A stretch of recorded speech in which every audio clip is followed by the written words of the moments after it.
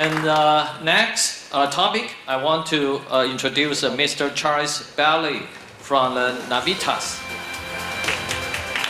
And Mr. Bailley has 27 years experience across multiple semiconductor technologies, applications, market, and business. He has been a pioneer in gallium nitride, first in discrete and now gallium nitride power ICs, focused on solutions for the gallium nitride devices challenge. To bring gallium nitride into mainstream adoption in enterprise, solar, EV, in addition to low to mid power adapter. Prior to his career in semiconductors, he served 8 years as a nuclear submarine engineer officer, achieving full qualification by the United States Bureau of Naval Reaction. Let us give a warm applause to Mr. Bailley. Thank you for that introduction. Okay, so my discussion will be on how Navitas Semiconductor is bringing integrated gate drive GaN into high power segments and overcoming the challenges that we've seen for many years with GaN moving into high power. Also, tomorrow is actually the official worldwide launch of our newest platform technology that we're calling GaNSafe. But as you can see today, we'll have a precursor to that. So I guess this is actually the worldwide launch right here. All right, so starting with global objectives.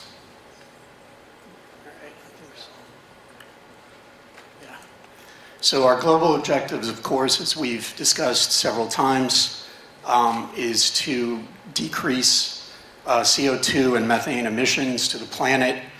And how we do this most effectively is through electrification.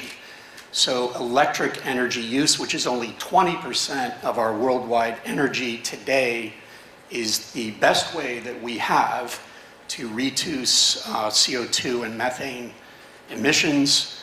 We need to turn that into 80%. So let's look at next the sustainability. This is not just a watchword at Navitas. We were the first semiconductor company to be certified carbon neutral, headed towards carbon net zero. And we have a LCA life cycle analysis ongoing evaluation for both our GaN and silicon carbide products. All right, so looking at how electrification in 3 major segments is moving forward. So as we know, the integration of transistors in microchips is accelerating today. The GPU standard AI-capable platform is 56 billion transistor integrated, and that's moving to 2.6 trillion. Over the next decade, wafer scale processing will take over as the dominant architecture, and this is where computations are handled on a single machine, up to 84 parallel cores operating together. That will increase the bandwidth for computing by 1,000 times. All this is going to require a significant amount of power density increase. So today, our rack server power supplies are meeting 100 watts per cubic inch power density with GaN. This is going to have to go to double. Along the way, a liquid immersion cooling is going to also become part of that architecture, but GaN is essentially required in order to get there. In solar energy, this is also helping to meet the enormous increase in electric power demand. Where wide bandgap plays is in the efficiency of the power conversion, particularly in bidirectional power conversion, both AC coupled and DC coupled solar systems. And then in EV, focus of this conference, what I'll be focusing on, not so much of traction, but onboard and roadside charging, and how that GaN is improving the efficiency and the power density of the onboard charging. As we know, the global increase in EV forecast has doubled just in the last 3 years. All right, so GaN has been in the industry for a decade, but it has had arguably slow growth. And we'll take a look at why this has been and how that GaNSafe platform technology is targeted to address those challenges.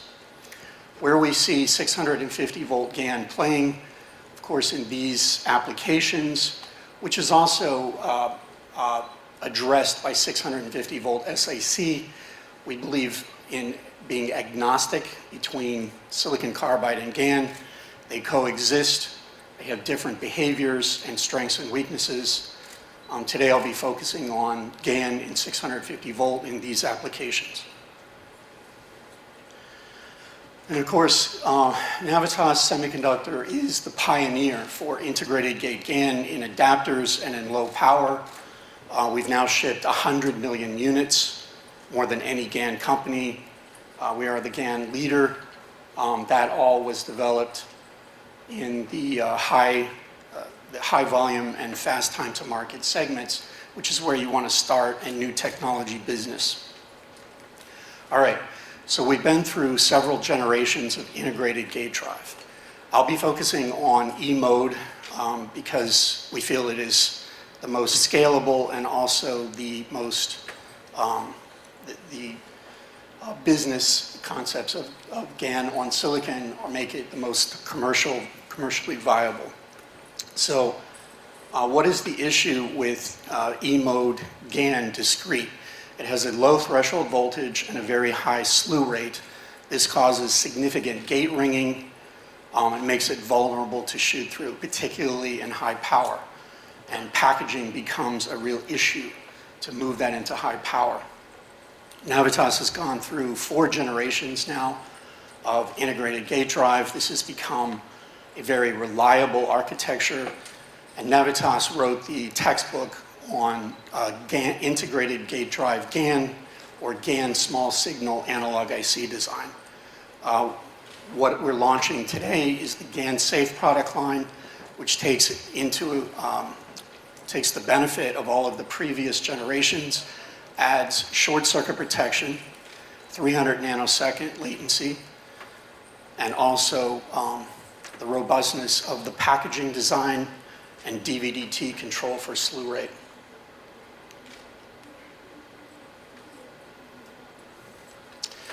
Okay, so looking at it in more detail, the gate drive inductance in the discrete GaN is what limits it in terms of power.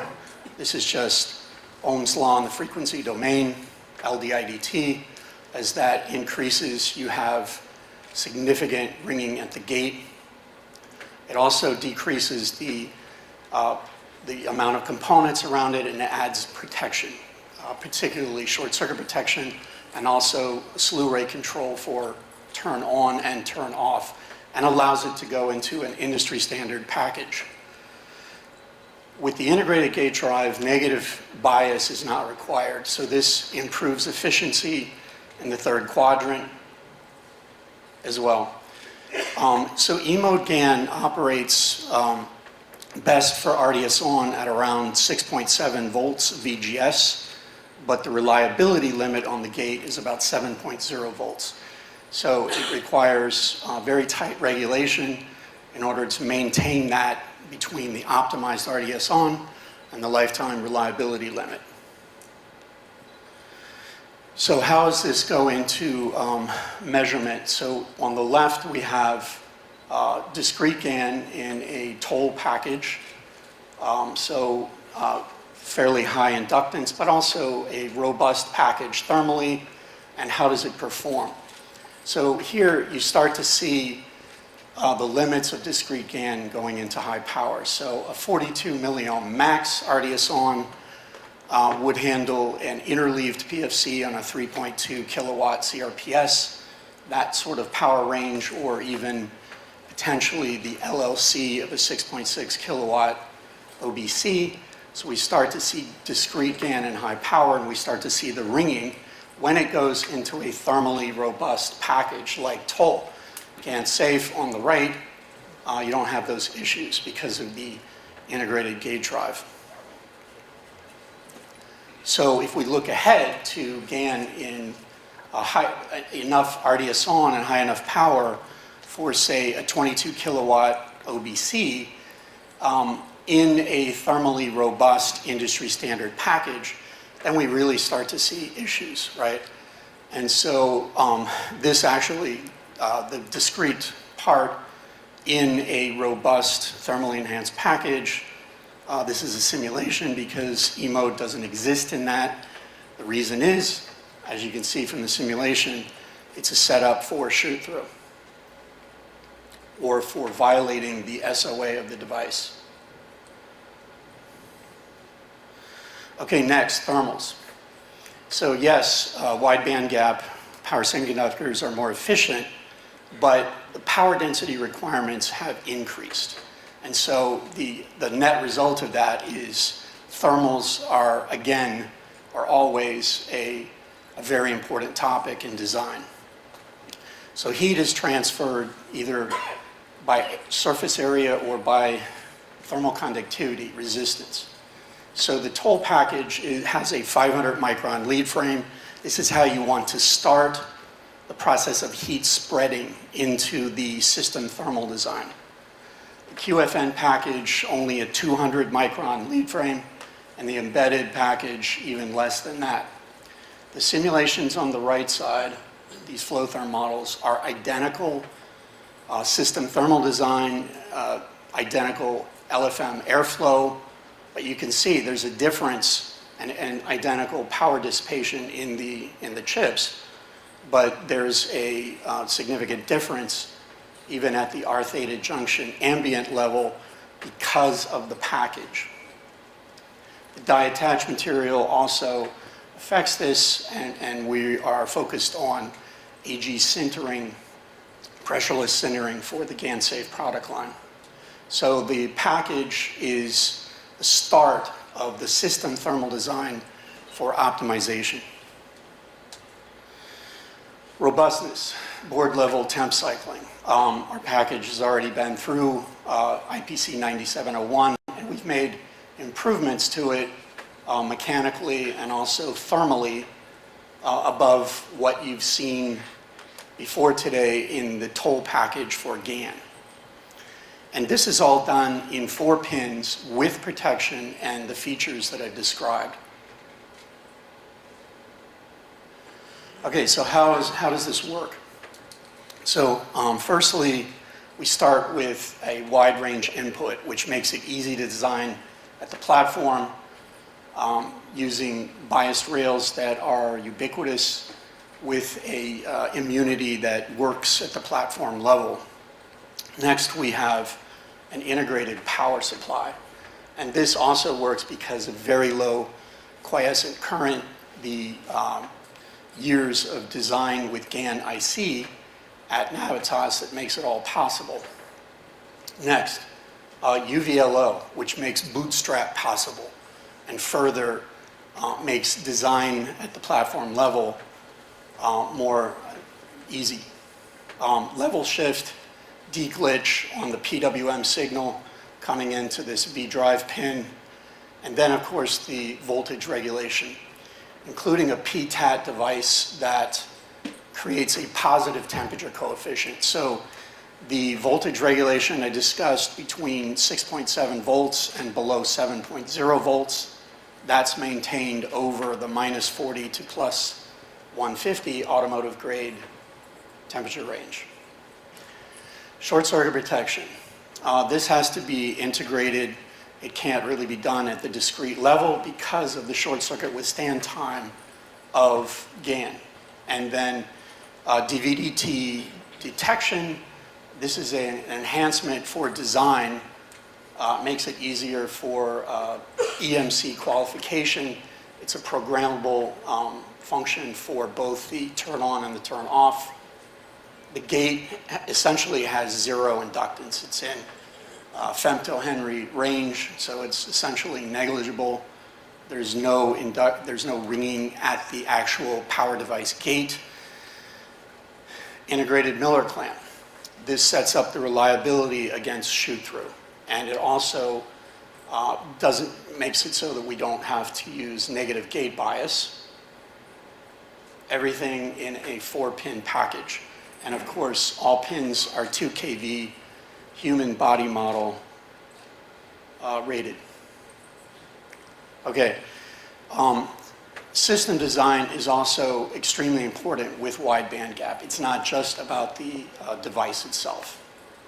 So we take this, again, very seriously at Navitas. A lot of investment in platform design centers, which we've expanded to include data center and EV. These folks help us with the semiconductor design and the product definition and also the lifetime reliability models. And then they also assist customers with design-in for our components. All of this accelerates time to market. So we've had an interminable amount of time since GaN first appeared in 2013 until today, and Navitas is what we're pushing for here is to accelerate GaN into higher power segments above adapters, overcoming the challenges. Okay, so system design. Again, this is a true 3.2 kilowatt CRPS system, which is not just about power density or efficiency. There's hold up time, there are other requirements in a CRPS, and we meet all of those specifications. So in addition to the efficiency and the power density. And we do it with significantly fewer GaN, right? So you can see that this system here that's publicly, that has been publicly discussed, uses 12 pieces of 25 milliohm GaN in the embedded package, which has some, the copper thickness is significantly less than the toll package. We only use 8 pieces of 55 and 45 milliohm of the GaNSafe. All right, efficiency, and this is comparing GaN to CoolMOS in the LLC. So at 300 kilohertz resonant frequency. So the silicon unit cannot meet titanium. And again, the 96% efficiency bar, this is really not enough because true CRPS systems need to have margin above the 96% for CPK or manufacturing tolerance of the units themselves. And cost reduction in addition. So because of the higher switching frequency, we have a reduction in the magnetics and the passives, and even accounting for the today cost structure of silicon versus GaN, which will cross over sometime in the near future. We see about a $1.7 decrease in system BOM cost. And these are, China pricing, if you will. All right, so GaNSafe in 6.6 kilowatt OBC with bidirectional with a combination 3 kilowatt DC to DC. This is the PCBA that goes into that. It would be the world's highest power density GaN base at 3.9 kilowatts per liter. And again, we analyze the system level completely. So looking at charge and discharge efficiencies, also for the DC to DC converter, the coolant efficiency, et cetera, et cetera. It all stacks up. It's an actual design that beats all in terms of power density. Again, in high power, cost reduction. So because of the UVLO, Bootstrap is available. This saves about $1 per half bridge in high power systems. This is typically used with discrete GaN in OBCs and is not required for GaNSafe. Okay, we also sell 650 volt silicon carbide. This is has its own strengths and weaknesses, its own cost roadmap that's different from GaN, and we are designing for hybrid power supply systems with SiC in the PFC, hard switching CCM for just totem pole PFC, and GaN in the ZVS LLC. This is a good combination of power density and cost and robustness. Okay, so finally, we've shipped over 100 million units. That's our reliability metric. The fit rate is around 0.16 total over that time.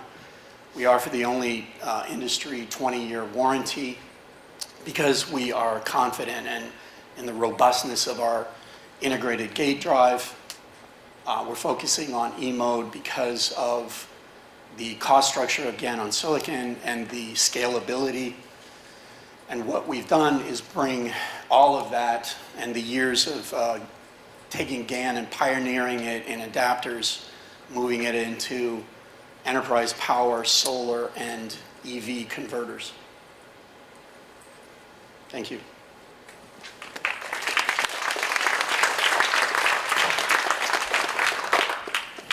Okay, thank you, Charles. And is there any question, please? Okay. Today we have two interesting talk. One talk about a D-mode, one talk about an E-mode.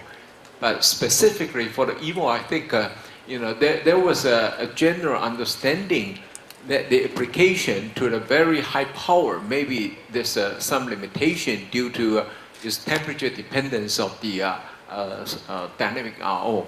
So in your case, I think you use some kind of a circuit drive. You may take care of the spike in those issues, but would that be a concern for you to address that high power application for the temperature dependence part? Okay, so yeah, thank you. So the positive temperature coefficient regulation that I discussed, the PTAT device and the overall architecture of the GaNSafe, it keeps the VGS in the range that's optimized for RDS on below the lifetime reliability limit. This is a lot more difficult to do with discrete GaN. Hence, what we've seen so far is a limitation of E-mode versus D-mode, and that's fundamentally the reason. When you compare the integrated gate drive in high power to E-mode, you see this kind of efficiency difference. So that's our approach in terms of the architecture. In terms of the process, this is ongoing development, not just in Taiwan, but in several fabs. So the saturation current and the dynamic RDS on of GaN, E-mode GaN, is reducing, but we've taken care of a lot of that just in the GaNSafe architecture. Okay, Charles, and our audience has a question. What is the definition of integration circuit of gallium nitride? Could you explain more what components are made on the same silicon substrate with gallium nitride transistor? Right. Okay, so, yeah, I can't. All right, stuck. All right, so all of the sensing elements, the DSAT detection, including D-mode, device, etc., everything that needs to be in a high speed or high bandwidth operation are monolithically integrated into the GaN power device. This includes a pretty complete PDK of many devices. So I think I've addressed the question, but fundamentally, everything that I showed in the block diagram is monolithically integrated into the GaN device.